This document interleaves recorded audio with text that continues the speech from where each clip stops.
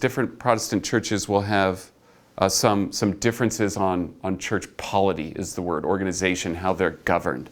And there is, we can recognize that that's a second tier issue, right? That you'll have true churches with the true gospel and the administration of the ordinances that may disagree on polity, but they're still true churches because they're preaching the true gospel.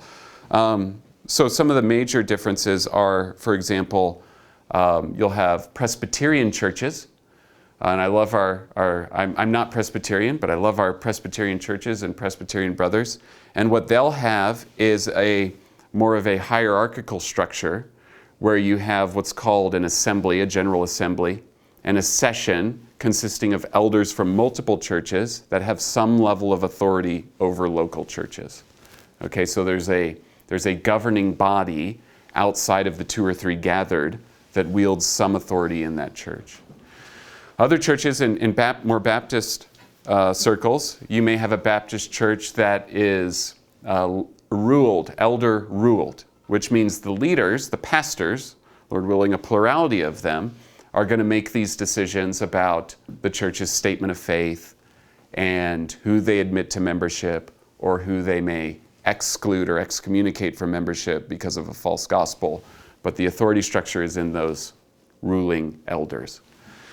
Then you'll have in Baptist churches more of a congregational polity, and this is what our church is, which is an elder-led polity. The elders are leaders, and they possess one kind of authority. But the congregation, the two or three gathered, has the kind of final authority under Jesus and his word with regards to membership, discipline, and doctrine. So in that context, you have the elders exercising an authority of counsel. Here's what the scriptures say. Here's what they say to do. You should submit to the Bible. But they don't have a mechanism of enforcing their authority.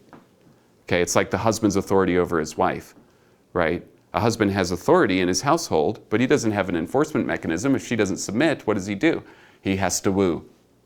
W-O-O. He has to woo her, right?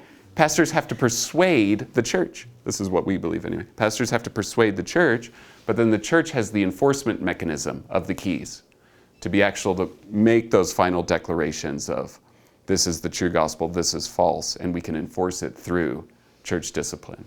So these are some of the differences. You've got Presbyterianism, you've got Congregationalism, you've got an elder-ruled kind of congregational element. You also have Anglican churches, Lutheran churches. That the Anglican and Lutheran will also have, kind of like the Presbyterian, usually an outside body that provides some level of oversight to the local churches. So that's a good question. And people have to study the scriptures and be convinced in their own mind as to how the Bible is instructing us to organize.